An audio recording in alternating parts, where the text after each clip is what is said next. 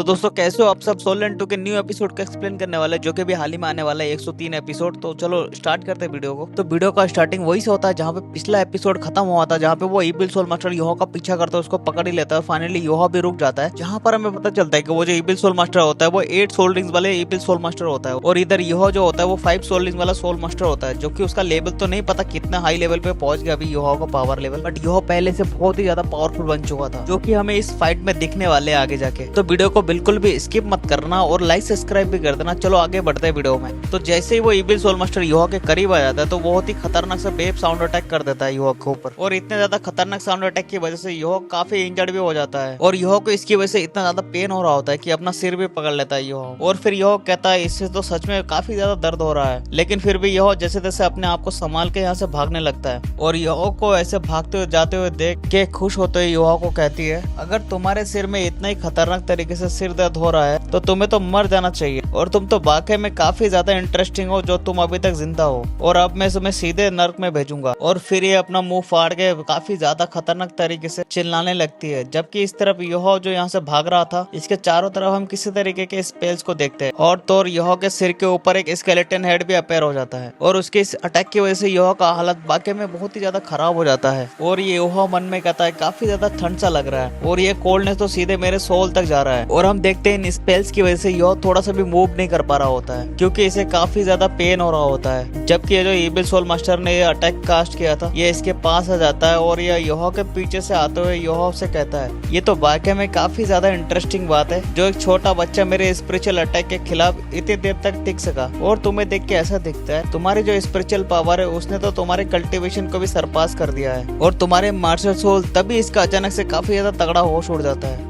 जब इसे पता चलता है कि योहा का मार्शल सोल एक स्पिरिट आई है। जबकि हम देखते हैं योहा एकदम ठीक होता है, और ये बड़े ही आसानी से उस सफेद रंग के स्केलेटन हेड को भी डिस्ट्रॉय कर देता है, और योहा को एकदम ही ठीक ठाक देख के ये जो ईबिल सोल मास्टर होता है ये बहुत ही ज्यादा हैरान हो जाता है। हम देखते हैं कि योहा और ये जो ईबिल सोल मास्टर होता है ये दोनों ही एक दूसरे के आमने सामने खड़े होते हैं, जहाँ पर योहा कहता है तुम्हारी martial soul spirit coast of revenge है ना, जिस पर ये ईबिल सोल मास्टर कहता है नहीं तुमने गलत कहा, बल्कि तुम मेरी मार्शल सोल को बदले की स्पिरिट मान सकते हो। और जब योहा बदले की स्पिरिट सुनता है तो ये काफी ज्यादा हैरान होता है, और कहता है मैंने कभी भी इस तरीके का मार्शल सोल कभी नहीं देखा, नहीं कभी सुना है, तो क्या ऐसा हो सकता है कि तुम्हारी मार्शल सोल म्यूटेटेड हो। जिस पर ये ईबिल सोल मास्टर मना कर देता है, जिसके बाद ये पागलों की तरह नहीं चिल्लाते हुए कहता है क्या तुमने कभी भी 15 साल की उम्र में किसी के भी 5 म्यूटेटेड मार्शल सोल देखा है, और तुम क्या और किसी ने भी कभी देखा है क्या ऐसा? क्योंकि मेरा जो मार्शल सोल है वो मुझे उस नफरत से मिला है जिसे मैं कभी भी नहीं भूल सकता हूँ, और जब मेरा नफरत का हाथ पार कर दिया था तब मेरा मार्शल सोल अवेकन हुआ था। और फिर यह तुरंत एक काफी खतरनाक तरीके से योहा के ऊपर अटैक करते हुए कहता है मैं बदला लेना चाहता हूँ, बस बदला लेना चाहता हूँ, तुम सब बाहर में जाओ। और फिर योहा के ऊपर अटैक करने के लिए काफी ज्यादा तेजी से आगे बढ़ने लगता है, लेकिन जबकि इस तरफ योहा काफी ज्यादा उदास होता है, और इस चीज को देख के यह ईबिल सोल मास्टर भी काफी ज्यादा हैरान होती है, और कहती है अचानक से इसका मूड क्यों बदल गया। जबकि इस तरफ योहा अपने आप में खोया हुआ होता है, और ये कहता है खोना तो एक रहस्यमय चीज है, क्योंकि इससे मैं काफी ज्यादा एक्साइटेड हो सकता हूँ, इसलिए यहाँ तक कि मेरे फिंगर जो सोच से भी कहीं ज्यादा ताकतवर हो सकता है। और फिर ये तुरंत ही अपने फिंगर्स को इसकी तरफ टारगेट करते हुए अपने सारे सोल रिंग्स को रिलीज करते हुए सॉर्ड ऑफ एंडोंग से अटैक करता है, और योहा के इतना कहता है योहा के फिंगर्स में से एक काफी खतरनाक तरीके से लाइट बीम निकलता है, जो कि काफी ज्यादा तेजी से इस ईबिल सोल मास्टर की तरफ बढ़ रहा होता है। और इस चीज को देख के ईबिल सोल मास्टर भी काफी ज्यादा हैरान होता है, और इसे कुछ भी समझ में नहीं आता है कि आखिर ये क्या भला है, और ये ईबिल सोल मास्टर कुछ भी कर पाते उससे पहले ये जो लेजर बीम होता है उसके असर के आर पार हो जाता है। और इस ईबिल मास्टर का ये हाल करने के बाद भी योहा बिल्कुल भी खुश नहीं होता है, और जब ये ईबिल सोल मास्टर काफी बुरी तरीके से इंजर्ड हो जाता है तो योहा वांग डोंगर को याद करते हुए कहता है ये मेरी यादों का न्यू पावर है। और वाकई में यह यादें मैजिकल फीलिंग इसको करते हुए डोंगर को याद करते हुए योहा रो रहा था। जबकि इस तरफ इस ईबिल सोल मास्टर के भी आंखों में आंसू आने लगे थे,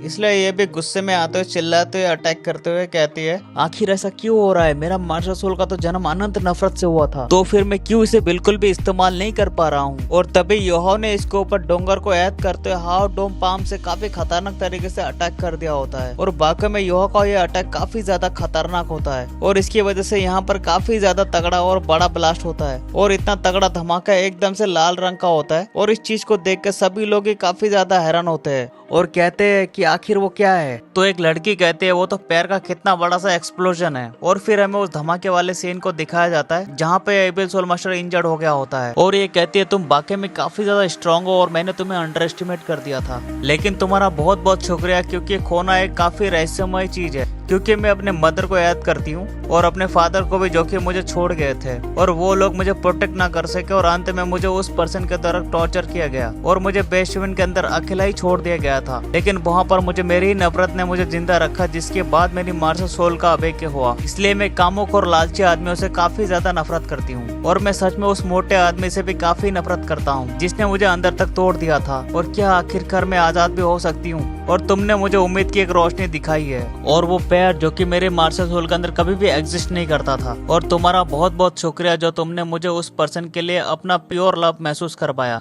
और अब पता लगा कि इस दुनिया के अंदर सब कुछ गंदा नहीं है बल्कि कुछ साफ सुथरा भी है। और तुमसे मिलकर वाकई में मुझे काफी खुशी हुई। और इतना कह के ये जो एबेल सोल मास्टर होती है ये लाइट में बदलकर योहो में गायब हो जाता है, जबकि इस तरफ योहो उदास होते हुए डोंगर को ही याद कर रहा होता है। जबकि इस तरफ हम देखते हैं कि योहो के टीम मेंबर्स भी यहाँ पे आ गए होते हैं और योहो के इतने दर्द को देख के योगो भी रोते हुए कहती है आखिर ऐसा क्यों हुआ। जबकि इस तरफ जू चैन भी इन सारे चीजों को देख रहा होता है और ये मन में कहता है सिर्फ पैर ही मेरे शॉर्ट इंटेंट को चरम सीमा तक पहुंचा सकता है। और फिर हमें एक जगह का सीन दिखाया जाता है जहाँ पे एक ऑफिसर अपने सोल्जर्स पे चिल्लाते हुए कहता है आखिर वहाँ की सिचुएशन क्या है। तो एक सोल्जर कहता है हमें वहाँ की सिचुएशन का कुछ मालूम नहीं है। तो ये ऑफिसर उस पर गुस्सा करते हुए कहता है अभी अभी पूरी सिटी ने उस चीज को होते हुए देखा है और आखिर वो आसमान के अंदर वो बड़ा सा दिल क्या था। तो इस ऑफिसर के गुस्से को देखकर ये सोल्जर्स कहता है लेकिन उससे तो कुछ भी नहीं हुआ है कैप्टन, मैं सच कह रहा हूँ उसकी वजह से किसी को भी जरा सा भी नुकसान नहीं हुआ है। तो ये ऑफिसर वापस से चिल्लाते हुए कहता है निकम में कहीं पे मैं ऑर्डर देता हूँ कि जाके जल्दी से तुम लोग एक बारी और केयरफुली चेक करो।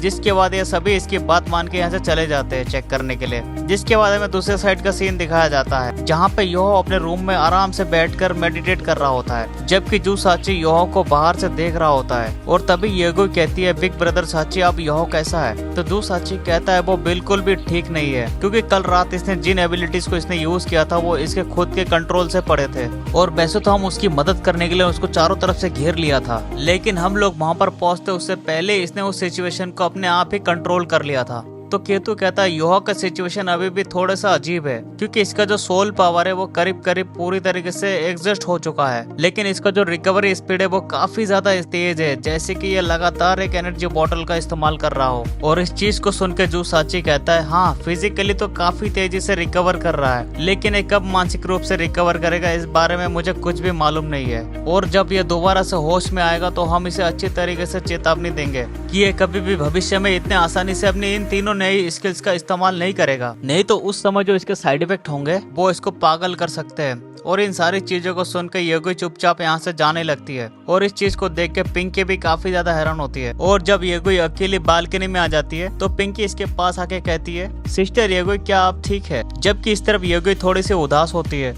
और ये कोई भी जवाब नहीं देती है। और इनकी चुप्पी को देख के पिंकी हैरान होते ही कहती है आप मुझसे ये तो मत कहना कि आप उसे पसंद करने लगी है। और इस चीज को सुनकर येगो इससे कहती है हाँ लेकिन मैंने अपने इस पैर को दफना दिया है क्योंकि ये लड़का काफी पेचीदा है और अभी इसने काफी ज्यादा बोझ भी उठा रखा है, इसलिए मैं इसके लिए और ज्यादा परेशानी नहीं बढ़ाना चाहता हूँ। तो पिंकी इस बात को सुनकर कहती है सिस्टर येगो इस लड़के के दिल में किसी और लड़की के लिए कोई भी जगह नहीं है सिवाय इसके बागडोंगर के, इसलिए बस आप कुछ भी मत करना। जबकि इस तरफ हम देखते हैं योहो होश में आ गया होता है तो जू साची तुरंत इससे पूछता है कि अब तुम कैसे हो और तुम्हें कोई प्रॉब्लम तो नहीं है। कि योहो इनसे माफी मांगते हुए कहता है ब्रदर साची प्लीज मुझे माफ कर दीजिए और मैं अब बिल्कुल ही ठीक हूँ, लेकिन फैंगलिन की सिचुएशन क्या है। तो जू साची बताता है वो बंदा तो रोए जा रहा है और ऐसा लगता है कि फैंगलिन की सोल के ऊपर एक काफी पावरफुल कर्ज किया गया है और मुझे सच में बिल्कुल भी मालूम नहीं है आखिर उसे किस तरीके की दवाइयाँ दी गई है जिसकी वजह से इसके जो बॉडी के अंदर इतने बदलाव आ गए हैं। और फिर यो फैगलिन के पास आकर कहता है फैगलिन क्या मैं तुम्हें अब भी याद हूँ, हम लोग एक बारी पहले मिंगलो सिटी के बाहर मिले थे। तो फैगलिन हैरान होते कहता है आखिर तुम कौन हो।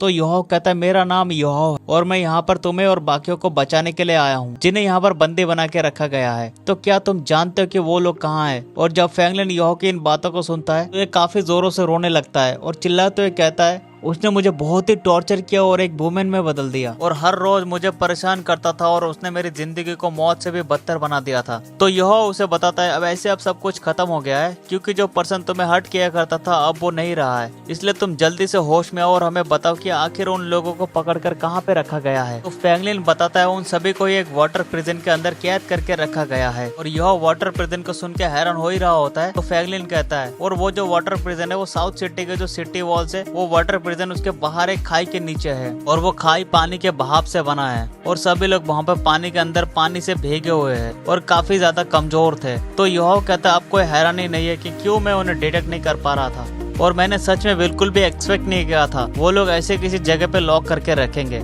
और फिर यह फ्रैंकलिन से पूछता आखिर वहाँ कितने लोग उस जगह की पहरेदारी कर रहा है और क्या वो सभी इविल सोल मास्टर्स है। तो फ्रैंकलिन कहता है इस बारे में मुझे ज्यादा कुछ तो मालूम नहीं है, लेकिन हम में से कुछ को पकड़ लिया गया था और उनमें से कुछ तो मारे जा चुके हैं, जबकि बाकियों का काफी बुरी कंडीशन है। और इस चीज को सुनकर यह कहता है इस ऑपरेशन को अंजाम देने के लिए और ज्यादा इंतजार नहीं किया जा सकता है और उन लोगों को बचाने की हमें तैयारी शुरू कर देनी चाहिए। और मैं तुरंत उस एरिया में जा रहा हूँ इन्वेस्टिगेट करने के लिए जिसके बारे में फ्रैंकलिन ने जिक्र किया था और अंदर चोरी छुपे जाने के लिए कोशिश भी करूंगा। और एक बार जो मुझे डायरेक्ट इन्फॉर्मेशन मिल गया तो सभी लोग तैयार है ना एक्शन लेने के लिए, जिसके लिए सभी लोग भी मान जाते हैं। और हम देखते हैं पिंकी एक रूम के बाहर बैठ के मन में कह रहा होता है भगवान प्लीज मेरे मॉम को सही सलामत रखना और मैं उम्मीद करती हूँ कि उनको कुछ भी नहीं हुआ होगा। जबकि एक रूम के अंदर फ्रैंकलिन सो रहा होता है और जब ये सो रहा होता है तब इसके माथे पर एक काले रंग के दाग को देखते हैं जो कि थोड़ी देर बाद गायब हो जाता है। जबकि इस तरफ केतु लेवल 8 के सोल टूल को देखते हुए कहता है ये तो एक लेवल 9 के सोल टूल के असिस्टेंस से करने की जरूरत है जब तक कि यह इसकी पोजीशन को एडजस्ट नहीं कर देता है। और फिर हमें होटल के अंदर एक रूम का सीन दिखाया जाता है जहाँ पे जू साची और यह बैठा होता है। यहाँ पे यह अपने स्पिरिट आई का इस्तेमाल करते हुए जमीन के नीचे देखने की कोशिश कर रहा होता है और ये अपनी स्पिरिचुअल पावर को काफी ज्यादा जमीन के अंदर भेज रहा होता है।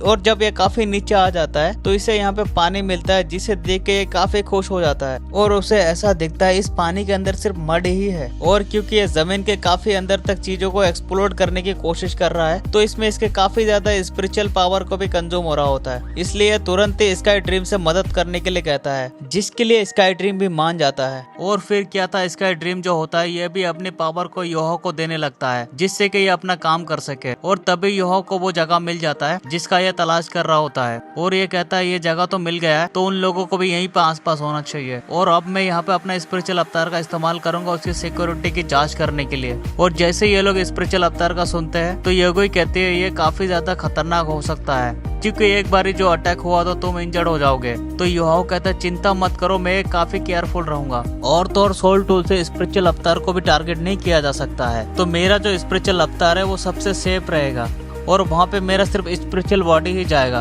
और वहाँ पे उनके पास जो डिटेक्शन सोल है वो इतने भी असरदार नहीं है कि वो इसे डिटेक्ट कर सके। और वाकई में जो युवा का स्पिरिचुअल बॉडी होता है वो काफी अच्छा दिख रहा होता है। और फिर जू साची इससे कहता है जल्दी से जाओ और अपने आप को सेफ रखना। तो दोस्तों आप लोग अगर चाहते हो कि इसका नेक्स्ट एपिसोड जल्दी से आ जाए तो उसके लिए आपको लाइक सब्सक्राइब भी कर देना और प्यारा सा कमेंट भी कर देना। मिलते हैं बहुत ही जल्द।